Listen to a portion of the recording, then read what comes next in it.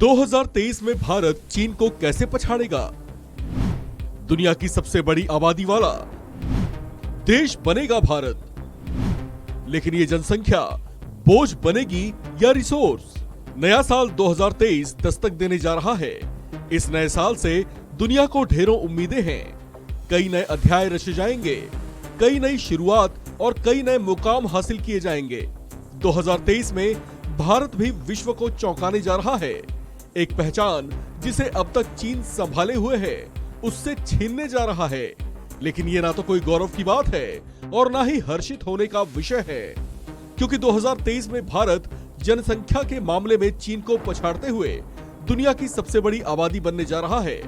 2023 में भारत की पहचान दुनिया में सबसे बड़ी आबादी के साथ साथ सबसे सघन जनसंख्या वाली आबादी के तौर पर भी हो जाएगी।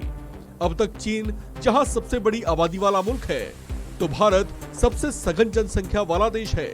लेकिन अब बहुत जल्द और कुछ महीनों के बाद ही ये दोनों पहचान एक तरफा भारत के हो जाएंगे। 2023 वो साल बनने वाला है जो पिछले 300 साल के इतिहास को बदल देगा, क्योंकि 300 साल में ऐसा पहली बार होगा जब चीन दुनिया का सबसे ज्यादा आबादी वाला देश नहीं रहेगा। वैसे आपको यहाँ बताते चले कि ऐसा कोई पहली बार नहीं हो रहा। दैनिक भास्कर ने हाइट वर्जन 3.2, गैपमाइंडर वर्जन 6 और यूएन वर्ल्ड पॉपुलेशन प्रोस्पेक्टस 2022 के हवाले से बताया है कि आज से करीब 300 साल पहले भी ऐसा हो चुका है, जब आबादी के लिहाज से भारत ने चीन को पीछे छोड़ दिया था। इन सोर्सेस के आधार पर बताया गया है 1800 ईस्वी में चीन की आबादी जहां 33 करोड़ थी, वहीं भारत में 20 करोड़ लोग रहा करते थे।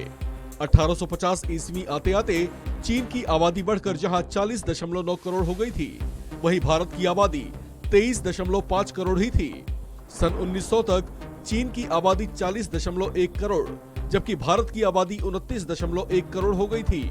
1950 तक चीन में 54.3 करोड़, जबकि भारत में 35.7 करोड़ की आबादी थी। साल 2000 तक चीन में 126 करोड़ की आबादी हो गई थी, वहीं भारत में भी आबादी अरब का आंकड़ा पार करते हुए 106 करोड़ हो गई थी। अब नए साल 2023 में आबादी का अनुमान यह है कि चीन में नए साल में आबादी 142 करोड़ होगी, तो वही भारत चीन को पछाड़ते हुए 143 करोड़ की सघन आबादी वाला देश बन जाएगा। भारत की तेजी से बढ़ती जनसंख्या की वजह से देश पर तेजी से दबाव भी बढ़ता जा रहा है, क्योंकि इतनी बड़ी आबादी के लिए संसाधनों की प्रचुरता नहीं है। इसी तरह के संकट को भांपते हुए चीन ने अपनी जनसंख्या पर नियंत्रण करना शुरू कर दिया था, जिसके सकारात्मक नतीजे भी देखने को मिले थे।